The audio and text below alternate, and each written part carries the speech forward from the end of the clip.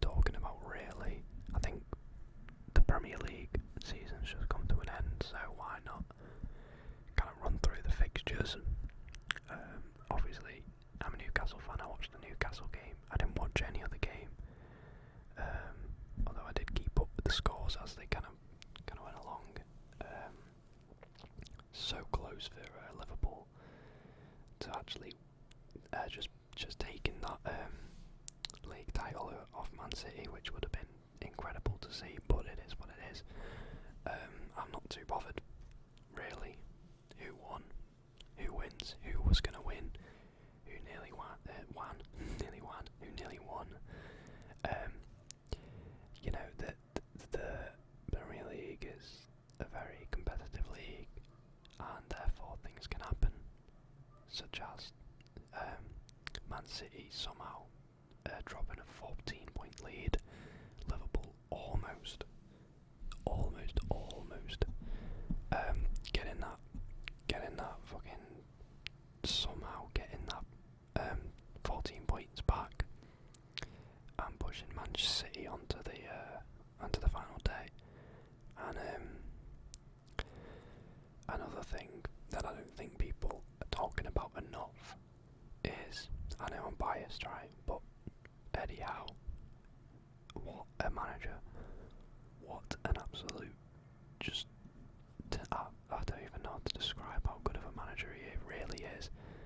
I mean, you knew he was a good manager because, I mean, he took Bournemouth, I think it was, from League One to the Premier League. I think he peaked at maybe 7th or something. I can't remember off the top of my head. But, you know, we're talking about Bournemouth here. The stadium's about 20k, I think. Something like that. Maybe probably smaller, I think. And it's just a really, like, mental achievement when you put it into perspective. League One to Premier League to, I think he got Europa League. He might have got Europa League. I'm probably wrong on that, but I could swear. But I might be thinking of Burnley, because I know Burnley somehow got Europe one year, which is crazy. Eddie Howe's just done an incredible job.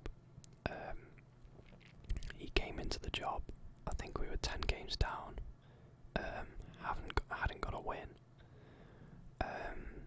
After the first 14 games, we had no wins, 7 draws and 7 losses, which is just a little bit crazy, to be honest. Just how bad of a start Steve Bruce kind of gave us.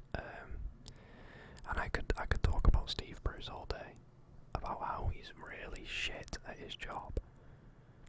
And then this is the thing, people would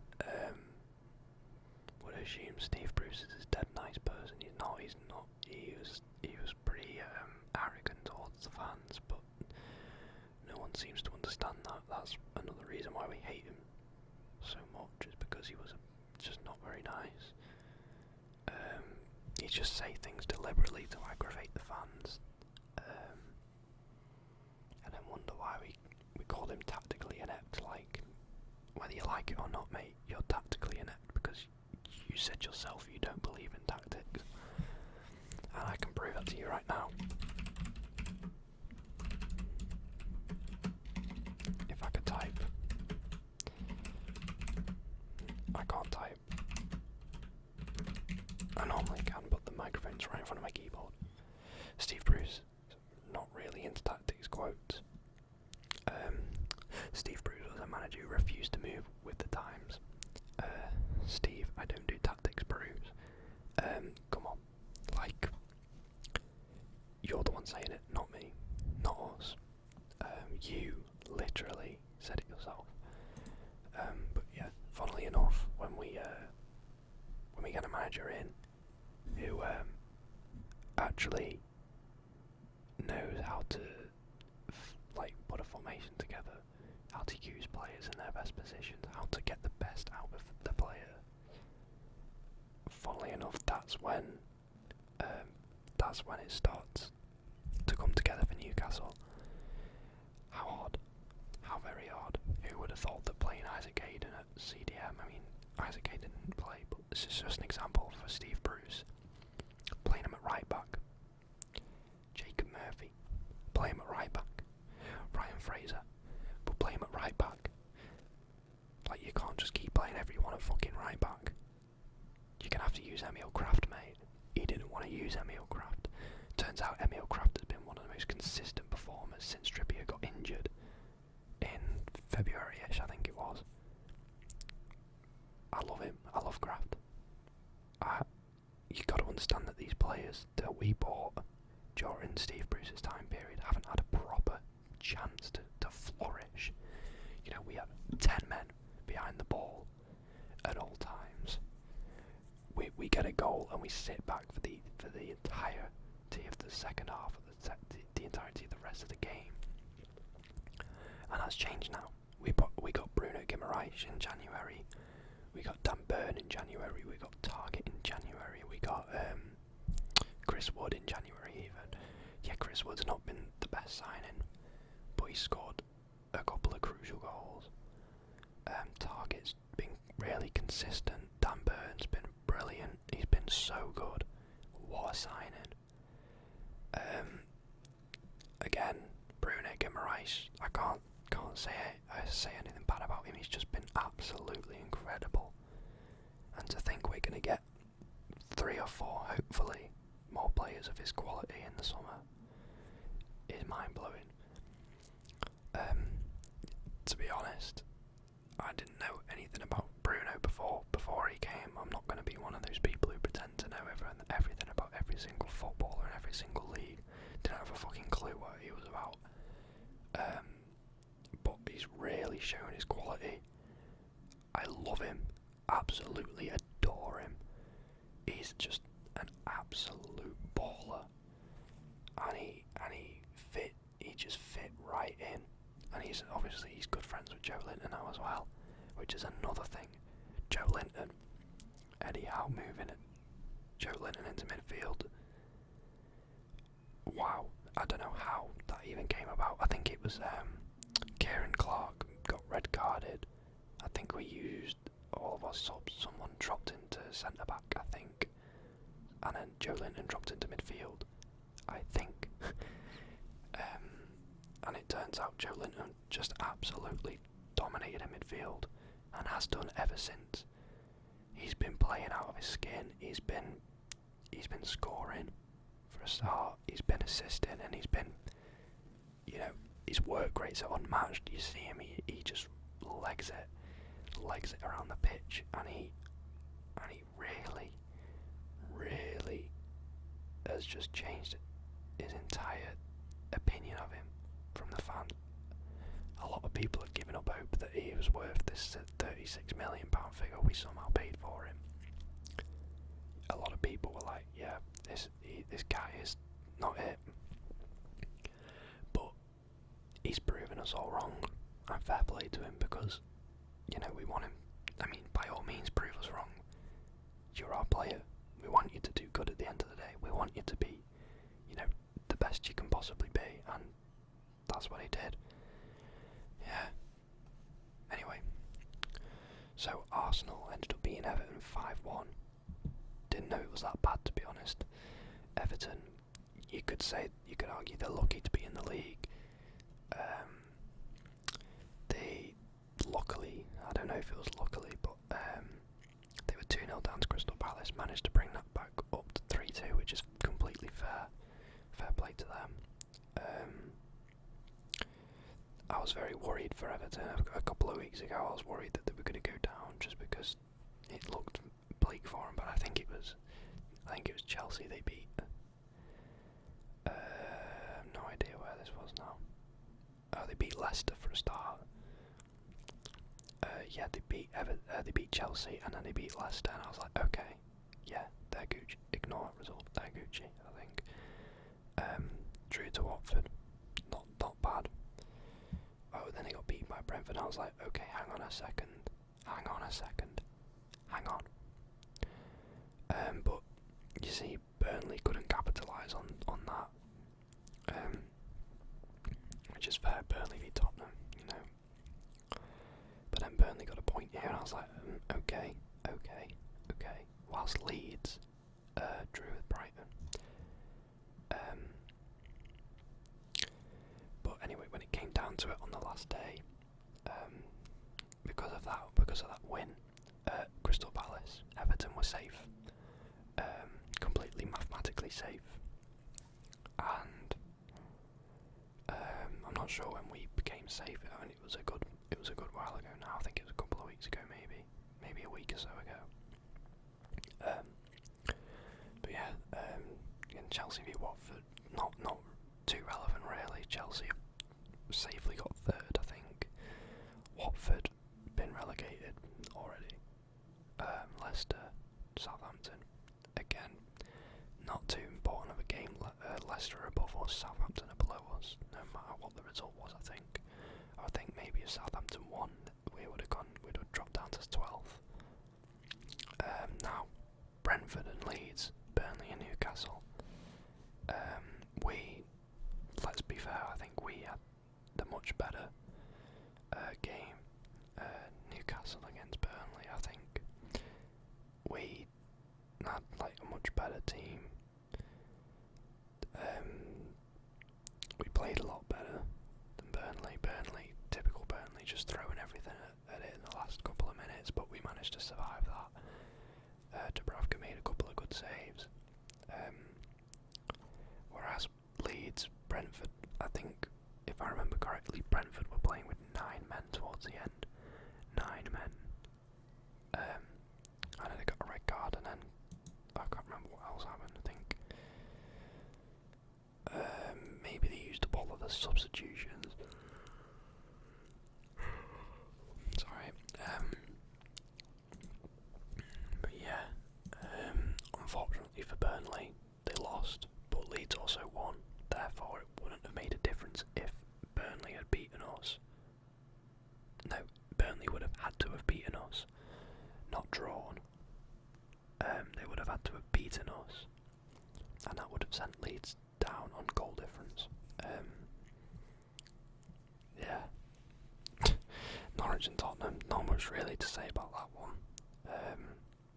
Just Norwich, typical Norwich. I hate them, to be honest, I'm not gonna lie. I'm sick of them. Like, I'm not even trying to be a knobhead. Like, I feel sorry for Norwich fans because they have to deal with this shit every season. Like, I think they should, God, sorry. I think they should focus on actually, establishing themselves in the Premier League, but they're owned by Delia Smith and some other guy, and they've not got much net worth. I'm pretty sure.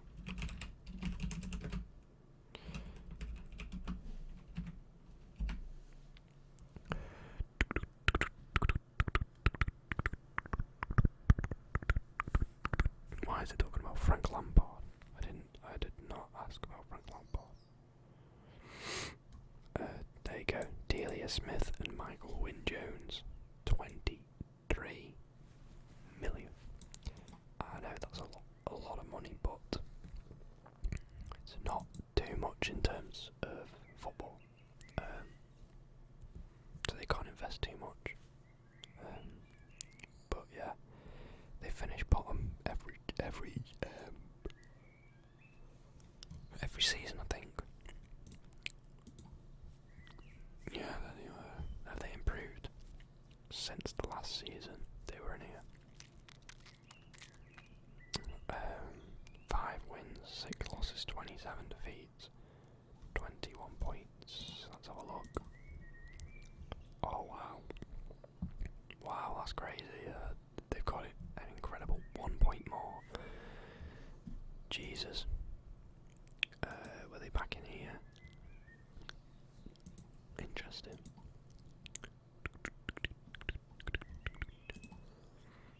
Interesting that is. Whether the league was it the? Whoa! I didn't know Norwich weren't in the Premier League for this long. Yeah, they went down with us. Bloody bastards. Yeah, Jesus. I do not remember Aston Villa getting relegated with that little points. Oh my God, I do not remember that. That's so crazy. I do not remember that. Jesus Christ. Look at this. This was peak Premier League for me. Just peak Premier League for some reason. I just miss it. Got Swansea.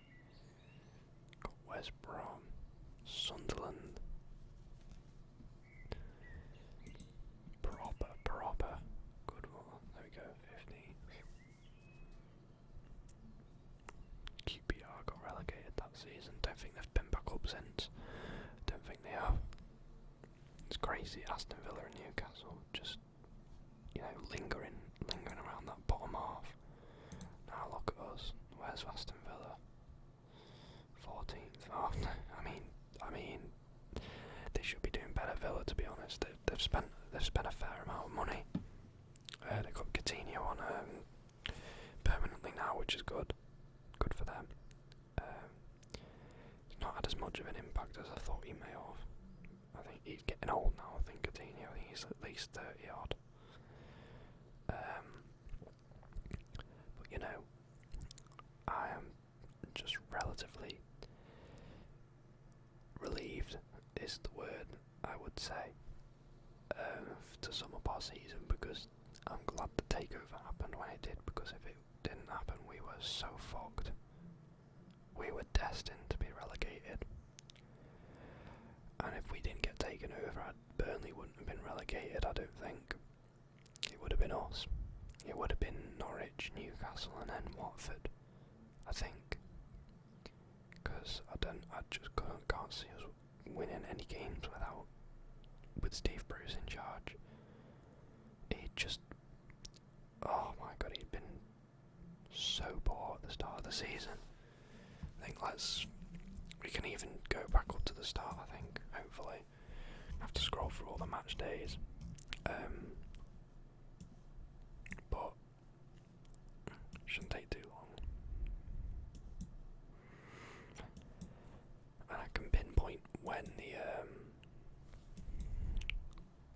when we actually got took over, when we brought in Eddie Howe. Right. Just one sec. Newcastle signed Eddie Howe.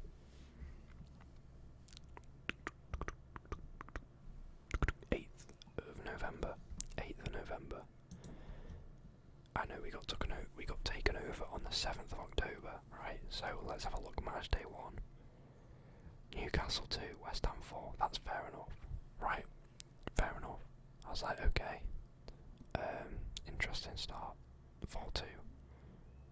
Then Aston Villa 2-0. We were dog shit that game. Awful that game. 2-2 Southampton. Okay. You're going to start to see like the big shift, essentially, from just drawing and losing every single game. Look, Watford. Look at all the points we're dropping against, lower table teams.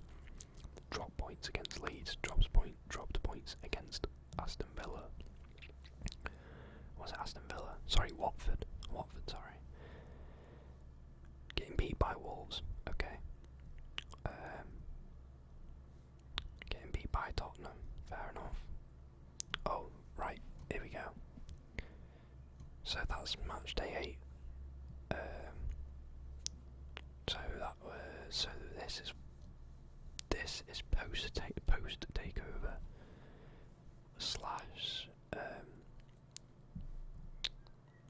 / the time period before Eddie Howe comes in. So he takes charge. Steve Bruce takes charge of this game. Loses, fine. We then sack Steve Bruce. Crystal Palace. We draw with Crystal Palace again. Points dropped, in my opinion.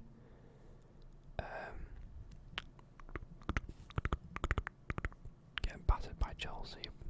Again, this is before we sign Eddie Howe. Again, a draw against Brighton. Away from home, I take that, to be honest, but they did have 10 men. A draw against Brentford. Fine. This is Eddie Howe coming in. Arsenal defeat. fair enough.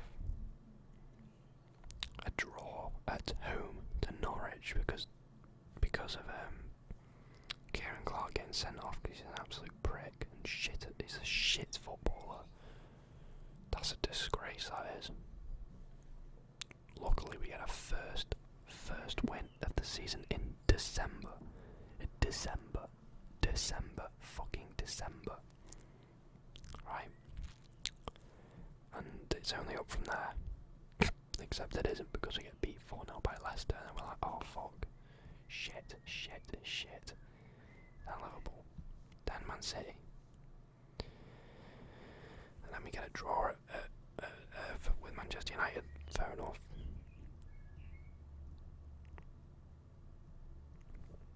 Again, we draw with Watford. I cannot believe we dropped so many points against Watford. But anyway, second win of the season. Third win of the season. Fourth win of the season.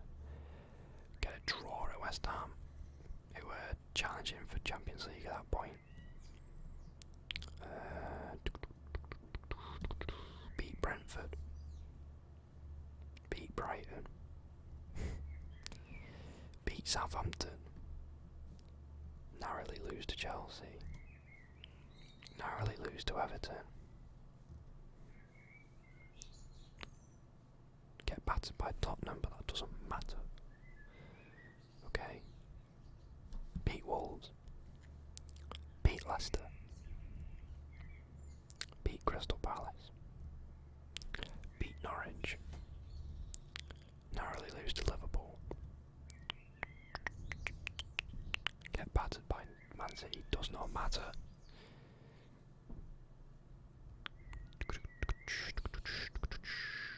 Beat Arsenal, which is a great result and a great game. And then, to top it all off, we beat Burnley on the final day. Just an incredible achievement for Eddie Howe there. Because no team who after 14 games with no wins has ever survived the Premier League. Yet here we are, comfortably in 11th place. 14 points above the drop zone. How incredible is that? Yeah, this has been one of the best final days of football for me personally, and I think personally I enjoyed it a lot more than normal because Newcastle weren't involved. Most of the time Newcastle are involved in these days, and I hate it because we're never mathematically safe up until maybe the game before or something like that. It's horrible sometimes, I hate it. In 2015, Jonas Gutierrez beat West Ham, scored against West Ham to keep us safe on the final day. Just grim scenes. It was such a relief, but you just feel so horrid all day. You can't stop thinking about it. It's just grim. But yeah. Anyway, guys, I think I'm just gonna leave it there for now. Let me know if you want any more football talk. I know I talked a lot about Newcastle, but I can try and talk a little bit about some other stuff. Maybe I'm gonna watch the Champions League final this Saturday. Yeah, 28th. I'm gonna be watching that. Gonna be kind of reviewing it, I suppose, after. Hopefully Madrid win. I'm a big fan of Real Madrid, especially Benzema, the GOAT. Unreal player, absolutely incredible player. Anyway, guys, I shall catch you in the next video.